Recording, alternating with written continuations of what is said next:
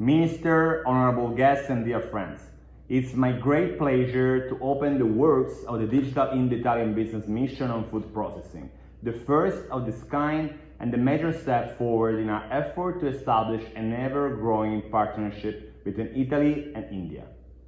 Let me express my sincere gratitude to all the institutional and private partners which have contributed to the organization of this unique and innovative initiative, notably the Indian Minister on Food Processing Industries, the Embassy of Italy in New Delhi, the Italian Trade Agency, Invest India, and our entrepreneurial associations participating to the mission, Confindustria, Anima, and Ucima.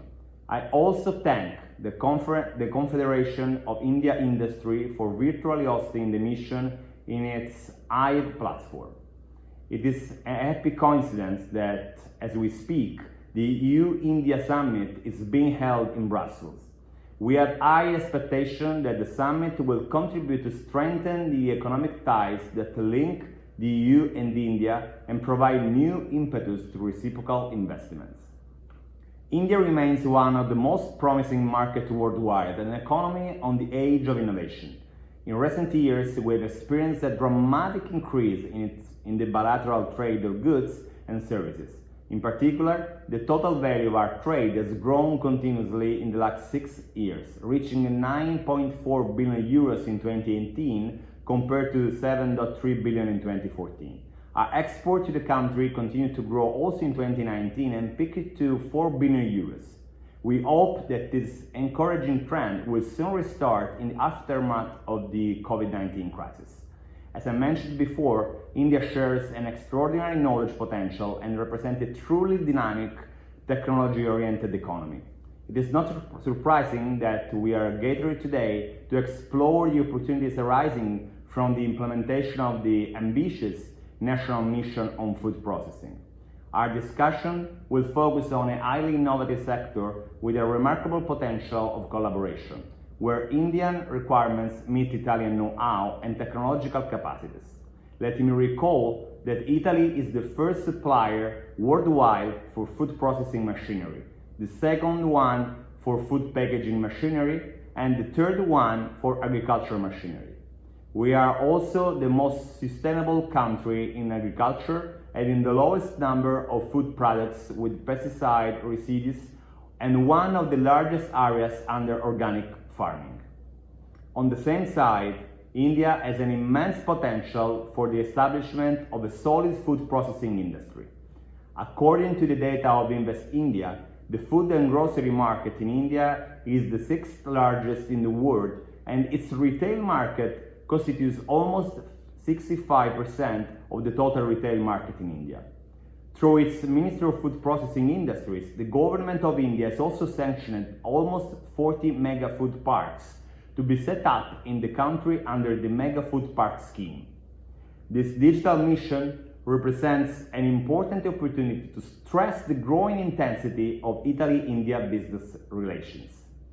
We are confident that our fruitful cooperation can be further enhanced, and we are sure that growing interactions between our enterprises can offer a mutual benefit, also thanks to the ambitious strategy we have adopted to relaunch our export and support Italian business presence in foreign markets. I refer to the so-called Patto per l'Export, Pact for Export.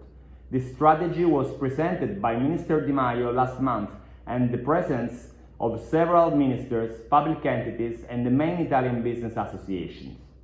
It is based on 6 main pillars: communication, promotion, information and training, trade fairs, e-commerce and export, and trade finance. These pillars include suggestions and needs stressed by 147 Italian business associations, which had virtually convened at the Ministry in 12 roundtables last April. First, Italian business associations underlined the importance of launching an extraordinary communication campaign to convey a new image of our country and relaunch our export in the sectors most affected by COVID-19 emergency. We have already allocated 50 million euros to implement the campaign, and we are currently defining the campaign's content and key messages.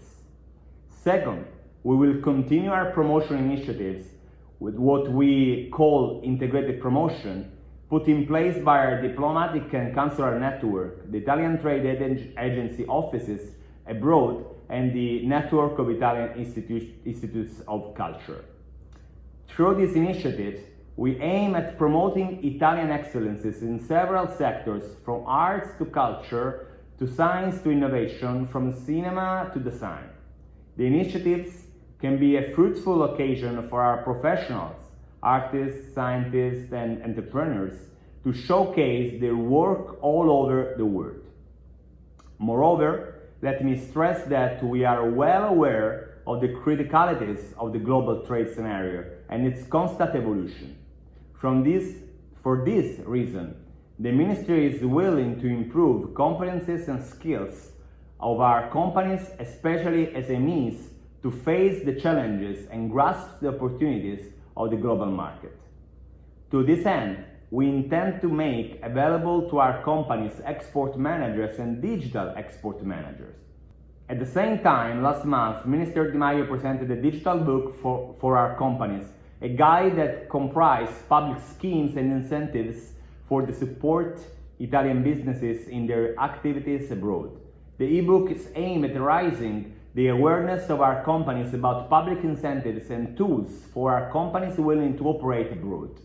We are also setting up a digital platform for B2B meetings and virtual fairs to cope with the criticalities of the pandemic and at the same time respecting social distancing measures. Concerning e-commerce, our trade agency is signing new agreements with the main e-commerce platform to foster the visibility of made in Italy products in foreign markets. Finally, for what concerns export and trade finance, we widened the set of financial instruments that could allow our small and medium enterprises to increase their industrial and commercial presence abroad. These instruments are directly managed by SIMEST under the surveillance of the Ministry of Foreign Affairs and by SACE. On April 8th, the Italian government also issued a decree with urgent measures worth 200 billion euros to support companies' liquidity by providing loan guarantees, governmental coverage of non-market risks, with a special focus on SMEs and exporting companies. Let me conclude by expressing my wish that this digital business mission will be the occasion for forging long-term industrial partnerships and deepening economic and commercial relations. I am confident that this is going to be the first step in a dialogue which will continue in the months to come, culminating in a new round of the Joint Commission on Economic Cooperation to be held in Italy next year. I thank you all.